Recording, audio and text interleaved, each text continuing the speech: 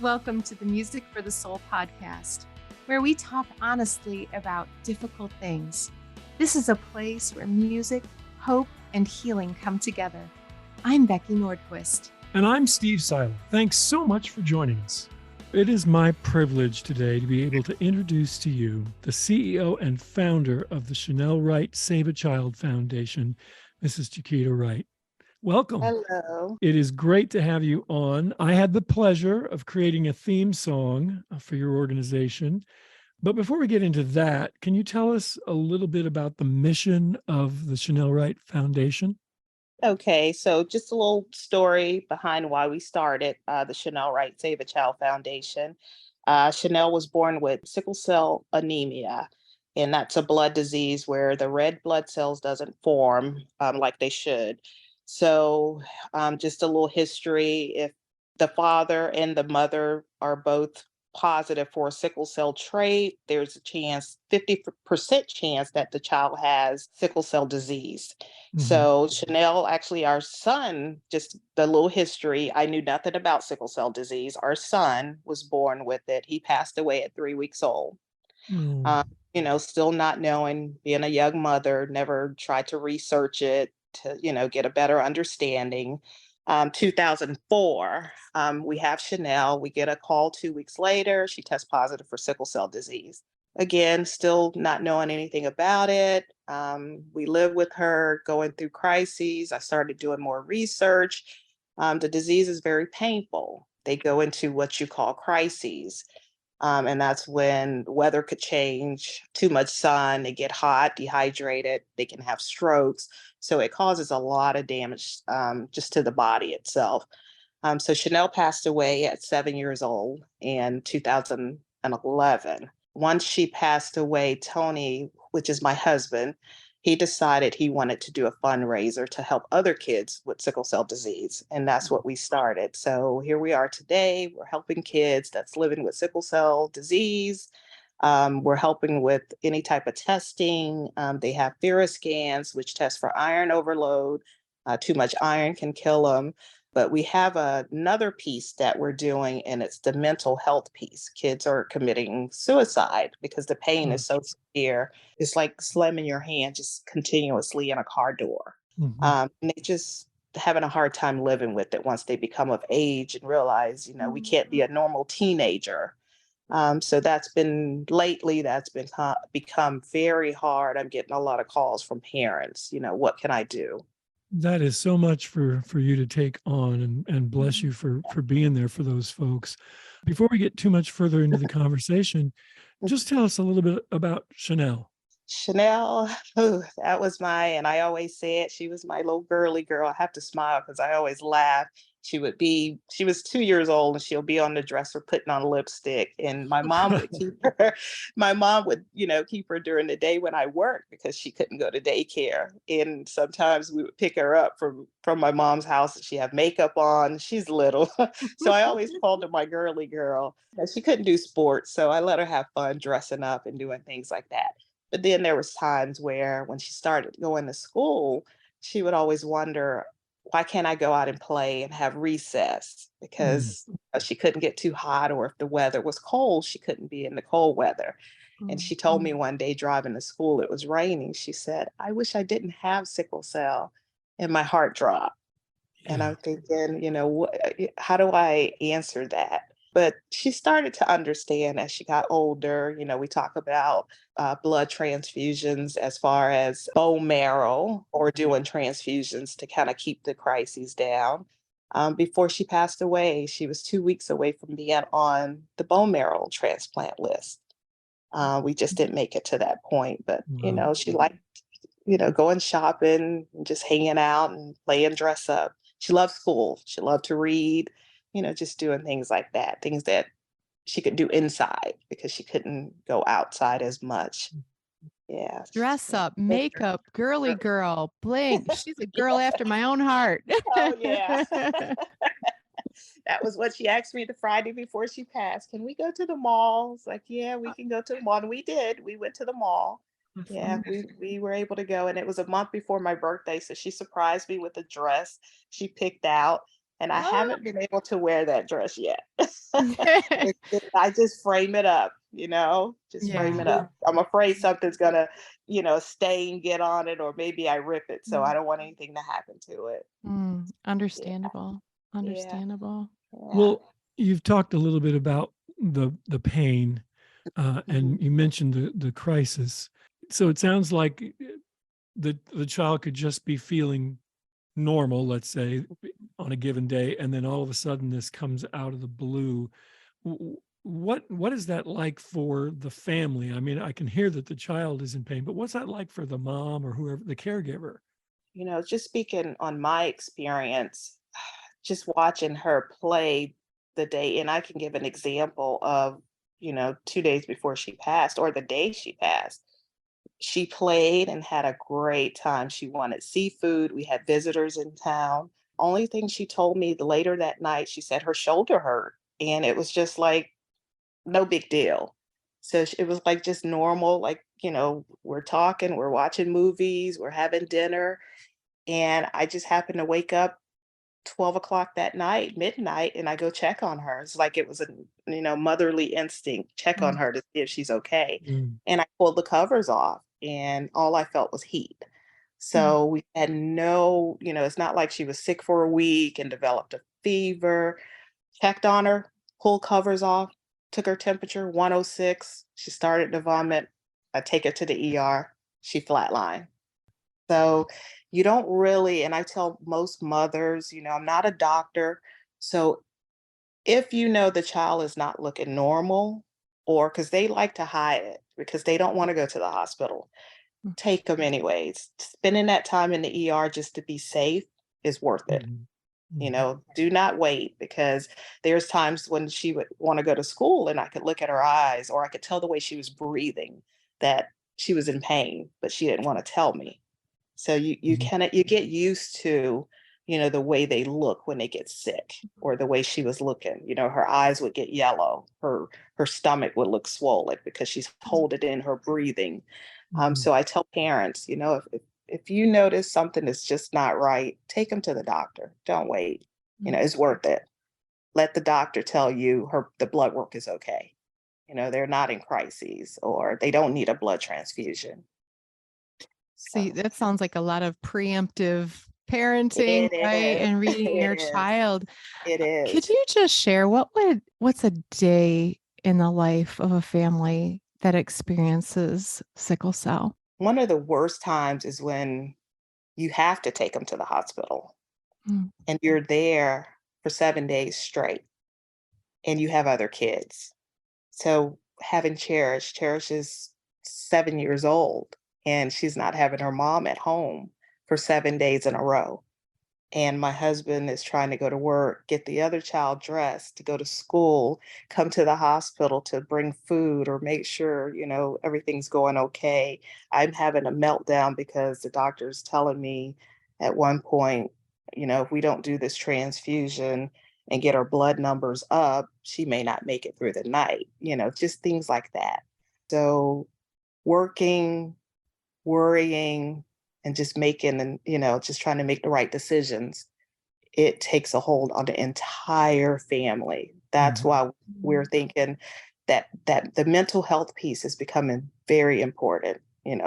to Mhm. start doing right now. Yeah, Yeah. it's I would imagine for the entire mhm. family, the mental health piece Yes, would be yes, just imperative to care yes. for people and just the stresses involved that, I mean, Mhm. in a child that doesn't have that disease, it would be difficult. But when you're kind of living with what sounds like kind of almost a sense of impending doom, Mhm. I mean, there's a Yeah. lot going on there in your heart and mind. So what were some things that helped you cling to your faith and keep your head up in those days that were so long and so hard? I'm wondering if you could share some of those ideas with maybe our listeners who are facing something similar. Yes, and when you say faith, that is one of the number one most important things that we had to do. I can honestly say, and I give the utmost respect to Pastor John, and Mhm. he was our pastor. We could call on him at any time for prayer, and he would help us get through. Hmm. He would help us get through it. And you have to have God and pray. You have to have you pray. And I started telling myself, and that goes for today. I have to tell myself there's nothing, if I have no control over it, I should say, I try not to worry about it because I know God's in control. So things that I can't control, I like her passing away and dying. I did everything that I could do. So I figured I had no control. It was God's will, and maybe God was saying, let's not keep her suffering. That's what I tell myself. Hmm. Let's not keep Chanell suffering any longer.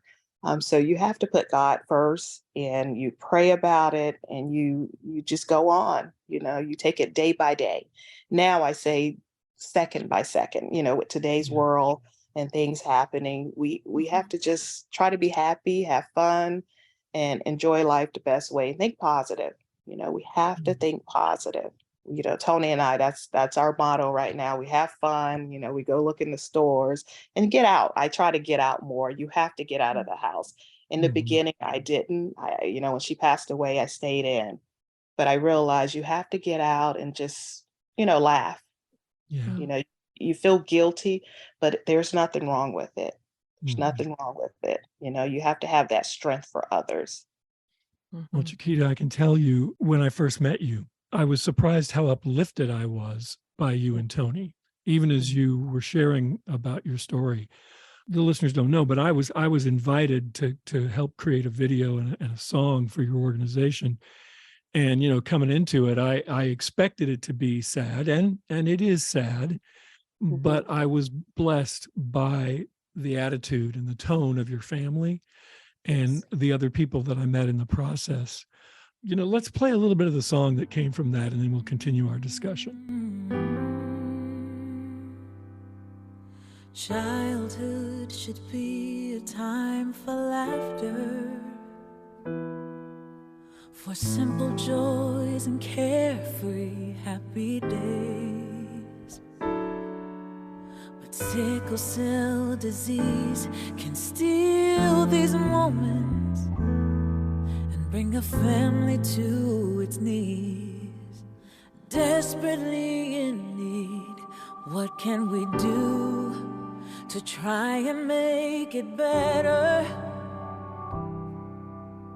When you take the time to show you care, you save a child, you change the world. Once they know they're not alone, then there is hope. Reach deep into your heart, that is where compassion starts. Together we can save a child. So your foundation is called Save a Child Foundation. What are some of the services your foundation provides for people? Like I said, the mental health piece is the number one. That just reaching out to mental health counselors, some psychiatrists to talk to the kids or to the parents. We do what we call scan, and that's the scan for the iron overload in the liver. We do a lunch program monthly. They have a sickle cell clinic at Nemours Children's Hospital, and we take food there.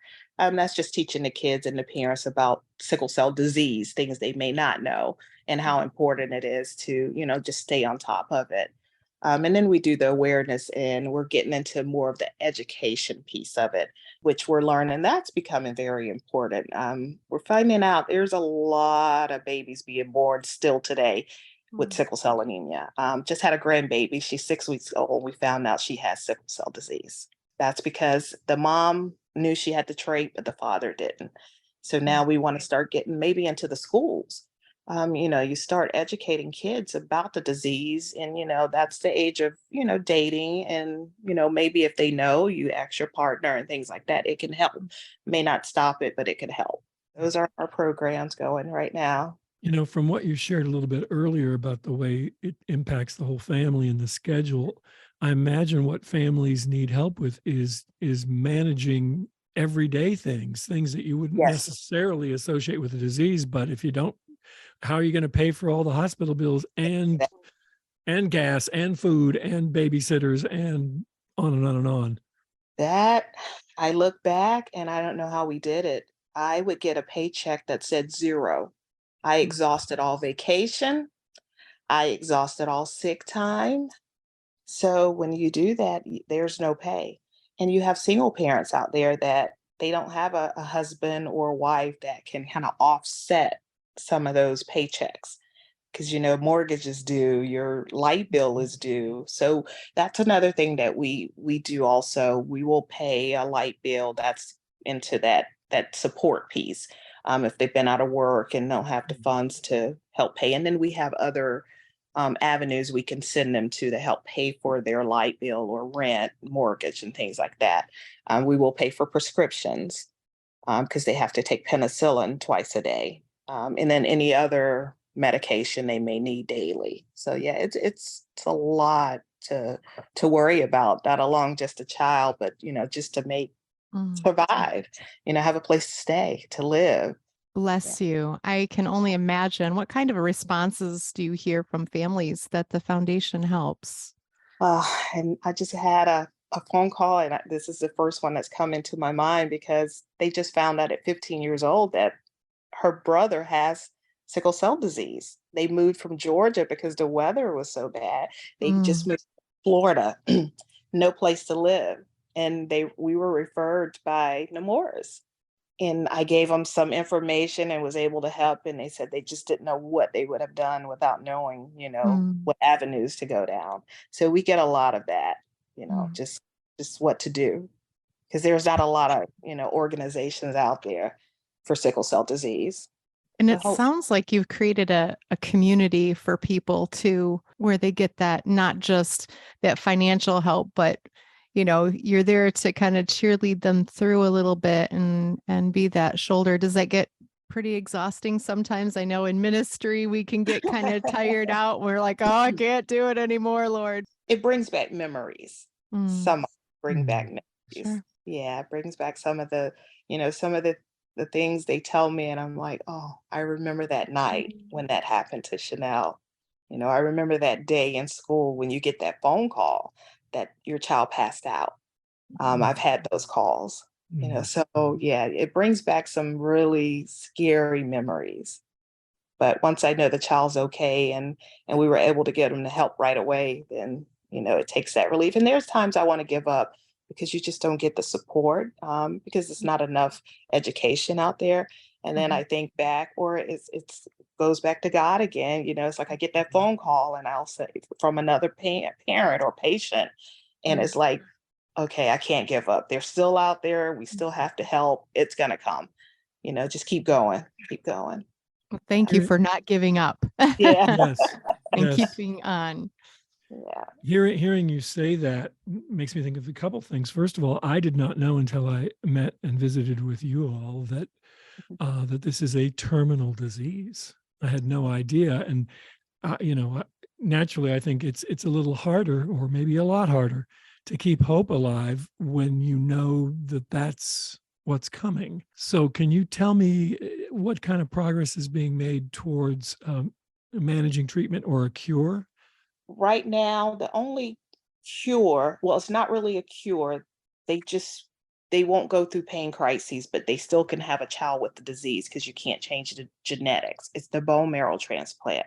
So, it's keeping the normal blood cells flowing because they're getting the new bone marrow, but they still have the genetics of sickle cell. So they can live longer because they're not going through the pain crises or not, having a stroke because they're out in the heat. But you still have to be careful because we still don't have a lot of research on bone marrow, and not every child qualifies for a bone marrow transplant. For example, I have a patient, she's too sick for it because it's like chemotherapy. You're shutting down the good blood cells, and then you have to go in there and do, the transplant, and there's a chance they may not make it, or there's a chance they have an infection. But so far, we've had kids with bone marrow or stem cell transplants. But right now, that's like the only thing they have that can help, when it comes to the crises, is the bone marrow. And they're pretty expensive. Even with insurance, you still have out of pocket up to 50, over 50,000, I should say. And Oh my not everyone gosh. can afford that. So, No. that's why we fund, yeah. And that's why Mercy. we fundraise and, try to get people to come out and participate in events Mm. that we do. And COVID put a little dent in that, but we're getting back on it. Stuck in the house and nowhere to go. That was, yeah. Looking back, how did we do it? Guess we had no Yeah. choice. Mhm. Right. Right. Isn't that true of Uh, everything, right? Sometimes we're yeah, just faced with things that we don't have a choice mhm, but to get through and soldier exactly. on. And For and sure. and that's another thing I've been asked before. How do you do it? You don't know what you can do until you're faced with it. Mm. And that's what I Yes. had to tell you. I had no choice. I had no choice but to do it, to get through. I had another child I had to raise. I couldn't just say I give up. And you do think it. I give up. You don't want to live. You think, how do I control this hurt? This is a pain that I've never had before, and there's Mm. nothing I can do about it. But then you look at your loved ones and you say, you have to get through it. So yeah, we survive when we have to. Yeah. Yeah, we learn to deal. Absolutely. Do you have times where you look back and go, wow, we really walked that road? Are you amazed sometimes that you made it through? Anytime the time a year comes when she passed away, I think about how did I do that? How did I get through? Mm. All the years have gone by. And I can say the first 2 years I was numb. I can't remember anything about the first 2 years. Mhm. There's nothing I can remember. I just I can't even. I tried to go to work. I do remember that. How? I don't even know how I was able to get up and get dressed. Well, clearly every situation is unique. Every family's different. But if there's someone listening right now who is dealing with raising a sickle cell child and dealing with these issues, is there anything in particular you feel like you'd want to say to them as a word of encouragement? First, I would say, don't blame yourself, because that was what I did. I said, if it was me, if I would have learned more about the disease, maybe there's something I could have prevented. Because you do, as a parent, you blame yourself for your child going through the pain. You pray, keep God first, and you take it day by day. Don't try to overdo it. Just take it one step at a time, and you'll get through it. We see those scriptures like tomorrow has enough worry of its own, and we move past that and we think, oh yeah, that's true, I know that. But Mhm. then going through something like what you've been through makes that real, puts skin on that in a way that nothing else possibly Yeah. could. Yeah, it's hard. Like I said, looking back, Mhm. thinking of that question, I don't know how I did it, but I can say the nonprofit helped. Just Mhm. learning the different, diseases out there, because it's more than just the one sickle cell. There's 4 different levels of it. I had no clue. Even when she passed away, I still had no clue that it was so many levels. But doing the research now, I know there's 4 different types of the sickle cell. And who Wow. knows, I might learn there's 5. So you never stop learning about the disease. And any parent with a child with sickle cell, do research. Always research. There's new things coming about every day. So, and I think if we get together, we could probably control it. Well, you've got a website, of course, a place where Yes. people can learn more. I suppose you have a lot of that information at your site or point people Yes. where they can find it. And I Yes. know just from having worked on the video with you, there's information on that video that people can learn a little bit more about what the disease actually is. Yes. And knowledge is power, they say, right? So Mhm. if you can go in knowing what you're dealing with, it can make an incredibly difficult situation at least a little better. So Yes. why don't you tell people where they can reach you?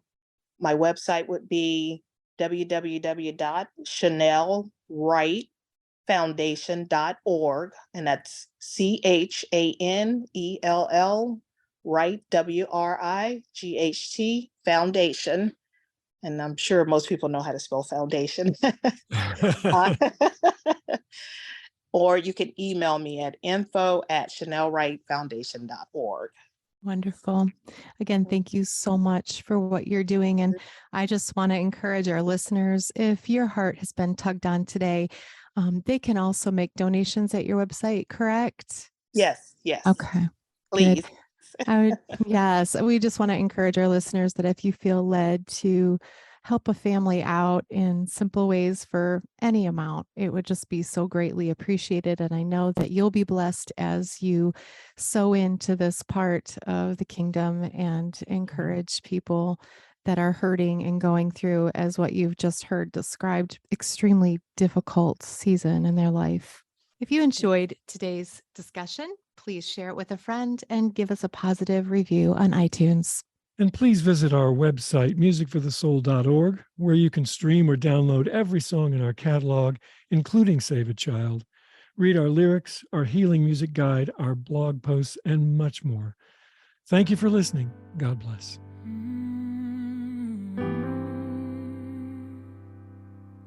Childhood should be a time for laughter, for simple joys and carefree happy days. But sickle cell disease can steal these moments and bring a family to its knees, desperately in need. What can we do to try and make it better? When you take the time to show you care, you save a child, you change the world. Once they know they're not alone, then there is hope. Reach deep into your heart, that is where compassion starts. Together we can save a child. No parent wants to stand by, feeling helpless, and see the pain in a hurting child's eyes. The pressures and the fears are overwhelming. They need our prayers and our support. That's what love is for. Put into action, love can make a difference. When you lend a helping hand, you save a child, you change the world. Once they know they're not alone, there is hope. Reach deep into your heart, that is where compassion starts. Together We can save a child. Will you stand up for a young life in the middle of the fight? 'Cause when you bring a ray of sunshine to the darkest night, You save a child, you change the world. Once they know they're not alone, then there